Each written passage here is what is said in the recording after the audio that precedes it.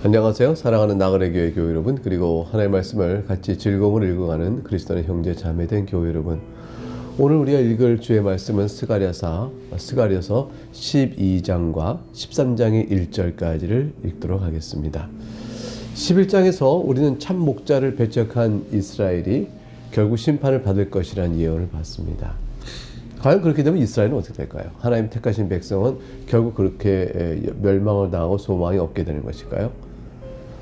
이제부터 이제 12장을 살펴보면서 우리는 그 이후에 14장까지 전체 내용 속에서 종말론적 관점에서 하나님 백성에게 주어지는 소망의 빛이 어떤 것인가를 보게 될 것입니다. 1절부터 내용을 보죠. 1절 전반절에 이스라엘에 관한 하나님 여호와의 경고의 말씀이라 되어 있습니다. 1차 예언이 나옵니다. 1절 하반절에 여호와 곧 하늘을 펴시며 땅에 터를 세우시며 사람 안에 심령을 지으신 이가 이르시되 천지 만물을 지으신 창조주께서 만물을 다스리는 주권자로서 말씀하신다. 이게 반드시 이루어질 일이요 엄중한 명령임을 알 수 있죠. 2절 보라 내가 예루살렘으로 그 사면 모든 민족에게 취하게 하는 자리 될 것이라. 예루살렘이 에워싸일 때에 유다에까지 이르리라. 예루살렘이 에워싸이고 유다도 포위가 되는 상황까지 압박을 받는다 할지라도 그 둘러싸고 있는 사면에 있는 모든 민족을 취하게 만들어보는 잔이 될 수 있도록, 그릇이 될 수 있도록 예루살렘을 삼겠다. 예루살렘이 자기를 에워싸고 압박해오는 모든 이방 민족들, 주변 국가들을 취하게 만드는 자가 된다. 취하게 만든다는 것은 그들이 비틀거려서 중심을 못 잡는다는 것이에요. 공격할 부대가 술이 취한 듯 비틀거리면 전력을 못 갖고 힘이 약해지죠. 그래서 하나님께서는 예루살렘을 굳건히 하여 저들이 예루살렘을 공격하는 그들이 오히려 그 공격으로 말미암아 자신들도 주체를 못하고 비틀거리는 그러다가 넘어지는 세력이 되고 말 것이다. 결국 승리는 누구의 것이 되겠습니까? 예루살렘의 것이 되죠. 그래서 예루살렘과 유다가 멸망치 않고 승리를 얻을 것이라. 예루살렘이 에워싸인 자들을 오히려 술 취한 자처럼 비틀거려 전력을 상실하고 오히려 패배케 하는 은혜를 베풀듯이 유다 또한 그렇게 될 것이라. 이렇게 말씀하고 있습니다. 이 에워싸는 세력은 이제 구약 이스라엘 백성이 대적했던 주변 나라를 1차로 가리키는 표현이지만 이건 상징적이요 비유적으로는 결국 신약 교회에 하나님이 택하신 모든 백성들을 가리킨다면 그들을 에워싸고 있는 영적인 측면에서의 사탄의 세력을 가리킨다. 이렇게 볼 수도 있겠죠. 사탄의 세력이 결코 교회를 넘어뜨려 하지만 그러나 교회를 보호하시는 하나님의 손길로 인해서 저들이 오히려 비틀거리면 넘어지게 될 것이라. 3절도 같은 내용이 이어져 나옵니다. 그날에는 내가 예루살렘을 모든 민족에게 무거운 돌이 되게 하리니 그것을 드는 모든 자는 크게 상할 것이라. 천하 만국이 그것을 치려고 모이리라. 무거운 돌이다. 이것은 뭐예요? 예루살렘이 무거운 돌이라는 것은 예루살렘이 견고하고 강하여 결코 함락시킬 수 없다는 것이죠. 하나님께서 함께 하시면 예루살렘은 난공불락입니다. 예루살렘을 치러 모인 모든 만국의 대적들이 결코 하나님의 백성을 당하지 못하고 도리어 그 돌에 의해 크게 상함을 입을 것이다. 패배할 것이다. 술 취하는 잔을 마셔 그냥 술이 비틀거려 전력을 이루지 못하는 것처럼 군사력이 무너지는 것처럼 무거운 돌로 치임받아 저들도 크게 상하고 말 것이다. 이런 뜻이 되어질 것입니다. 2차 이제 예루살렘에 관한 이와 같은 예언이 첫 번째 이렇게 끝나고요. 이제 2차 예언이 4절부터 6절에 이어집니다. 여호와가 말하노라 그날에 내가 모든 말을 쳐서 놀라게 하며 그 탄자를 쳐서 미치게 하되 유다 족속은 내가 돌보고 모든 민족의 말을 쳐서 눈이 멀게 하리니. 전투를 하는데 말이 눈이 멀면 방향을 못 잡죠. 이리 가고 저리 가고 호로록 끼링 하고 흥 하고 이제 말들이 막 뛰지 않겠어요? 그러면 말을 탄 자도 어떻게 됩니까? 말을 탄 자, 그 탄자를 쳐서 미치게 하되. 그러니까 말을 탄 자도 흥분하는 말과 앞을 못 보는 말 때문에 미친 자와 같게 될 것입니다. 전혀 전투력을 발휘하지 못하게 되겠죠. 결국 하나님께서 보호하시고 하나님의 백성을 보호하시고 승리하게 하실 것이라는 말씀의 뜻이 됩니다. 5절에 유다의 우두머리들이 마음속에 이르기를 예루살렘 주민이 그들의 하나님 만군의 여호와로 말미암아 힘을 얻었다 할지라 그랬습니다. 결국 유다 지도자와 백성들은 모두 예루살렘의 승리가 천지를 지으신 창조주이시며 다스리시는 왕이신 하나님께서 이 예루살렘과 유다에게 베푸신 구원의 능력으로 인한 것임을 고백하고 찬송하게 될 것임을 말합니다. 그래서 5절에 유다의 우두머리들이 마음속에 이르기를 예루살렘 주민이 거주민이 거기 사는 자들이 만군의 하나님의 여호와로 말미암아 힘을 얻었다. 그러니까 하나님께 그 도우셔서 그들에게 능력을 주심으로 저들이 승리를 얻은 것이다. 이렇게 찬송하게 될 거라고 말하는 것이죠. 고백하게 될 것입니다. 6절에 이것을 이어져서 하나님 주의 능력이 나옵니다. 그날에 내가 유다 지도자들을 나무 가운데 화로 같게 하며 곡식단 사이에 횃불 같게 하리니 그들이 그 좌우에 에워싼 모든 민족들을 불사를 것이요 예루살렘은 다시 그 본 곳 예루살렘에서 살게 되리라. 결국 하나님의 도우심으로 유다 지도자와 예루살렘 사람들이 마치 불이 나무를 태우고 횃불이 곡식을 사르듯이 강한 힘으로 대적들을 압도하여 승리를 완전하게 쟁취할 것임을 확실하게 말해주고 있는 것입니다. 이와 같은 이제 두 번째 예언에 이어서 세 번째 예언이 7절과 9절에 나옵니다. 내용을 보겠습니다. 여호와가 먼저 유다 장막을 구원하리니 이는 다윗의 집의 영광과 예루살렘 주민의 영광이 유다보다 더하지 못하게 하려 함이니라. 참 복된 말씀이에요. 아주 의미가 깊습니다. 유다 장막과 비교가 되고 있죠. 다윗의 집, 예루살렘 주민. 이것은 뭐냐면 유다 장막은 이걸 생각하셔야 돼요. 예루살렘 성이 쫙 있어요. 근데 대적들이 쫙 공격해 옵니다. 그러면 성 바깥에는 먼저 뭐가 있죠? 견고한 집을 짓고 있는 자들이 아니고 천막 같은 장막 같은 걸 지고 촌락을 이루어 농경하며 거기 사는 그런 백성들이 일반인이 살고 있어요. 근데 이들은 방어력이 없습니다. 그러니까 공격해 오면 유다 성 바깥에 유다의 장막들 먼저 탁 쳐버리고 그 다음에 성을 공격해 가겠죠. 전술상 이들이 유다 장막 바깥에서 적들이 올 때 유다 장막을 보호할 수 없으면 전체 다 아예 성 안으로 다 철수하여 장막을 다 걷고 성으로 철수하여 성에서 견고한 방어진을 세워서 저들 맞게 되어집니다. 전술상 종종 작전상 후퇴 유다 장막들을 다 거두어 버리고 예루살렘 들어가기 위해서 방어하는 거 많은 거죠. 근데 하나님께서 지금 7절에 뭐라고 말씀하시냐면 유다 장막을 먼저 구원하겠다 하셨으니까 전쟁에 압도적 승리가 있는 거죠. 저들이 예루살렘을 치기도 전에 유다 장막을 먼저 견고히 지키시니까 하나님께서 먼저 손을 써서 전쟁을 승리있게 해야만 가능한 일들을 말하고 있는 것입니다. 그러니까 여기서 이제 비교가 되는 게 이 싸움은 하나님이 행하여 승리 얻게 하시는 것이므로 예루살렘의 장벽이 성이 내가 성이니까 높다. 유다 장막은 너는 아무것도 아니다. 이런 식으로 비교해 자기 영광을 더 자랑할 수도 없습니다. 다윗의 집이 얼마나 내가 견고하냐 이걸 자랑할 수 없습니다. 왜냐하면 다윗의 집이든 예루살렘의 성이든 유다의 장막이든 하나님이 함께 하셔야 승리하는 것이거든요. 그러면서 어느 것이 더 인간끼리 더 영광스럽다고 말할 것이 없게끔 하려 하심이라.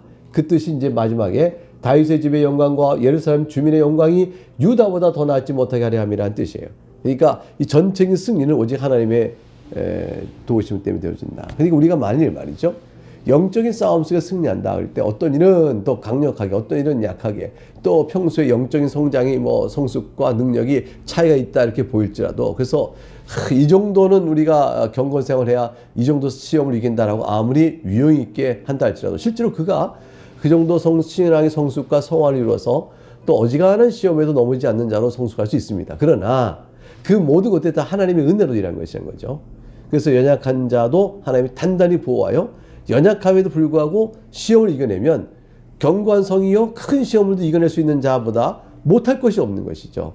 왜냐하면 둘 다 하나님의 은혜로만 되는 것이기 때문에 그렇습니다. 인간이 자신의 공로와 힘과 능력을 자랑할 것이 없다. 오직 구원은 하나님의 은혜로만 되는 것이다. 이 사실을 말씀해 줍니다. 8절에 가니까 그날의 여호와가 예루살렘 주민을 보호하리니 그 중에 약한 자가 그날엔 다윗 같겠고 다윗의 족속은 하나님 같고 무리 앞에 있는 여호와의 사자가 될 것이라. 예루살렘을 치러 오는 이방 나라들을 그날에 내가 멸하기를 힘쓰리라. 여호와께서 승리를 주시니 약한 자라도 다윗처럼 강할 것이고 다윗 족속은 여호와의 사자, 여호와의 천사, 여호와가 보내신 자와 같이 능력 있고 견고할 것이라.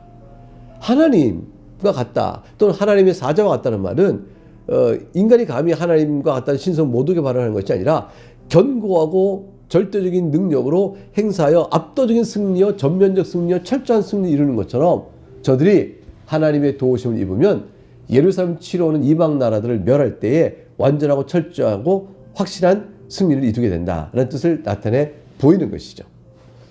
자, 이제 10절부터 11절 가게 되면 성령 강림으로 인해서 예루살렘에 있는 모든 거주민들이 애통하고 크게 슬퍼하는 그런 내용이 나옵니다. 10절.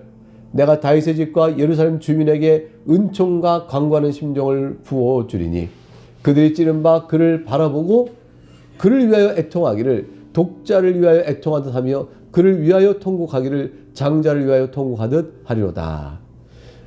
다윗의 집과 예루살렘 주민이 은총을 입어서 간구하는 심령을 받게 되어집니다. 그러면 하나님의 은혜로 간구하는 심령은 그 성령의 은혜잖아요. 그러니까 하나님의 은혜로 성령을 받게 될 것이니 그렇게 되어지면 저들이 찌른 바 그를 바라보고 그를 위하여 애통하기를. 찌른 바 그를 바라보는 것은 1인칭이에요 원래. 그래서 내가 은총과 성령을 부어주리니 저들이 그 찌른 바 나를 바라보고 이렇게 말씀돼요. 이 나를 바라보는 것이 메시아죠. 메시아가 곧 하나님이시잖아요. 그러니까 저들이 찌른 바 찔러서 고통 주고 상해하여 죽인 나를 바라보고 그리고 바라본 나 매달린 나를 위하여 애통하기를 독자를 위하여 애통하듯 한다. 독자는 얼마나 소중해요. 장자는 또한 장자를 위하여 통곡하듯 하리로다. 이렇게 되어 있죠. 그러니까 독자를 위한 애통과 장자를 위한 애통이 얼마나 슬픈가를 생각해 보세요. 독자가 죽으면 부모가 얼마나 처절하게 슬퍼합니까? 장자는 아버지의 기업을 이을 자인데 장자의 죽음은 자기 기업을 이을 자가 없으니 이것은 고통이 아닐 수가 없습니다. 그래서 애통하듯 하며 통곡하기를 통곡하리라 이 말은 그냥 단순히 하는 게 아니에요. 그냥 가슴을 찢고 가슴을 치며 애간장이 닳도록 통분히 여기는 가슴을 치며 통분히 여기는 그런 것을 의미합니다.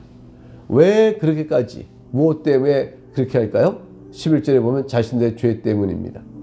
그들이 바로 찌른 바 나를 바라보고 이때 나를 바라보라는 이 말씀이 인용이 요한복음 19장 37절에도 그대로 인용이 되고요. 성경에서 사도행전에도 이 말씀이 내용과 관련된 부분이 나옵니다. 요한복음 19장 37절은 또 다른 성경에 그들이 그 찌른 자를 보리라 하였느니라 해서 또 다른 성경 스갈에서 12장을 이렇게 염두에 두고 하는 말씀인 거죠.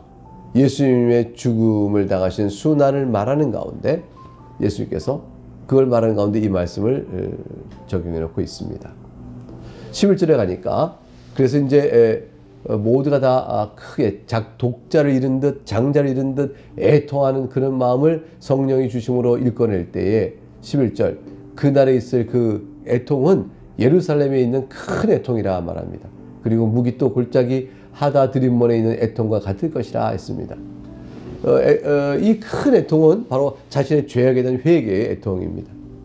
무기또 골짜기 하다 드림몬에 있었던 애통은 어떤 애통일까요? 그것은 무기또 골짜기는 많은 사람이 죽는 장이에요. 죽음의 골짜기잖아요. 근데 과거 요시아 왕, 선왕이죠. 종교개혁을 일으킨 왕이에요. 요시아 왕이 애국과 전투로 나갈 때 애국 군대 병사가 쏜 화살에 탁 맞아 죽게 되어집니다. 이 때문에 온 유다가 너무너무 슬퍼하고 애통합니다. 바로 그 애통 같은 사건을 암시하는 것이죠. 위대한 왕의 죽음을 애통하게 여기는 것을 뜻합니다. 이래서 예루살렘에 큰 애통이 있다는 것은 바로 메시아가 달려 죽으시는 그것으로 인한 애통과 마찬가지예요.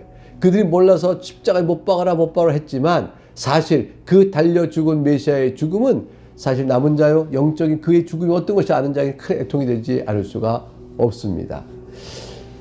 이 내용은 우리가 죄 가운데 있을 때에 예수 그리스도의 은혜로만 구원받은 것을 생각할 때 우리가 회개하면서 주께서 나를 위하여 죽으셨구나. 주께서 바로 나를 위하여 죽으셨구나. 우리가 애통해야죠. 회개할 때 그랬잖아요. 바로 그것입니다. 바로 그것이에요. 그것이 바로 모든 신약 성도도 한 사람 그리스도 앞에 죄사함을 받고 나올 때에 주님이 죽으심이 바로 나를 위하여 죽으십니다. 그가 찔린 바로 나의 허물 때문이다. 이런 것을 우리가 고백하지 않습니까? 그것을 얘기하고 있는 것입니다.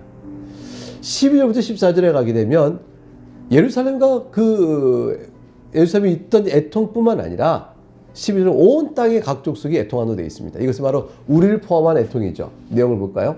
12절 온 땅 각 족속이 따로 애통하되 다윗의 족속이 따로하고 그들의 아내들이 따로하며 나단의 족속이 따로하고 그들의 아내들이 따로하며 13절 레위의 족속이 따로하고 그들의 아내들이 따로하며 시므의 족속이 따로하고 그들의 아내들이 따로하며 모든 남은 족속도 각기 따로하고 그들의 아내들이 따로하리로다. 뭐를요? 애통을 말이죠.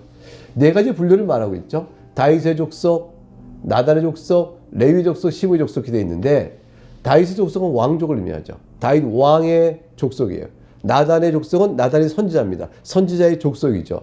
레위 족속은 레위가 제사장이에요. 그게 제사장의 족속이죠. 시므의 족속은 레위의 손자로 이어집니다. 그러니까 레위의 족속과 시므의 족속은 다 제사장 직분이죠. 그러니까 왕과 선지자와 제사장 직분을 가진 족속들이 다 각각 다 애통히 여긴다. 그리고 모든 남은 족속도 각기 따로 애통히 여긴다. 이 말은 각각 한다는 것은 결과적으로 어떠죠? 모두가 하게 되는 거죠. 그걸 의미하는 것입니다. 각 계층별로 다 각각 메시아를 죽인 것이 바로 나의 죄 때문이라는 사실을 알고 애통히 여길 때 모두 왕직의 후손이나 선자 후손이나 제사장 후손이 다 그러하니 이스라엘 지도자가 전체가 그러하니 곧 이스라엘 전체가 자신의 죄 때문에 메시아의 죽으심을 애통히 여긴다라는 말씀이 되어집니다. 궁극적으로 왕 같은 제사장이요 하나님의 말씀의 증인으로 사는 신약 성도, 신약교회 우리 모든 성도들은 다 여기에 포함돼서 우리도 같이 애통해 예수님이 죽으심이 나로 인한 것이라는 걸 고통스럽게 여기고 애통하며 회개하는 그런 자들로 우리가 되어질 것입니다. 오늘 읽을 이제 스가랴서는 13장 1절까지입니다. 내용을 보면 그날에 죄와 더러움을 씻는 셈이 다윗의 족속과 예루살렘 주민을 위하여 열리리라. 아멘 할렐루야. 이 말씀은 뭐냐면 성령의 강림 후에 예루살렘이 애통하며 주 앞에 돌아온 날이 있죠. 그래서 형제여 내가 어찌할꼬 양 찔린 마음에 이렇게 외치지 않습니까? 그래서 하나님의 은혜를 입어 예수 그리스도가 죽으심이 바로 자기 죄 때문에 사실을 알고 애통하는 사람들에게는 그 회개가 있는 사람들에게는 죄와 더러움을 씻는 은총의 샘이 확 열리는 겁니다. 그래서 바로 죄사함을 은혜를 입고 더러움을 씻고 정결케 되는 거룩한 영의 성화의 도우심을 받게 되는 것입니다. 여기까지가 1절 오늘 본문에 살필 내용입니다. 내일은 13장을 통해서 이런 은총이 주어짐으로써 누리게 될 영적인 청결과 연단 그런 것들을 비롯한 전 구원의 과정에 대한 예언이 나오게 되어집니다. 내일 또 즐거운 마음으로 기다리며 또 함께 만나도록 하겠습니다. 오늘 여기까지 보겠습니다. 감사합니다. 샬롬.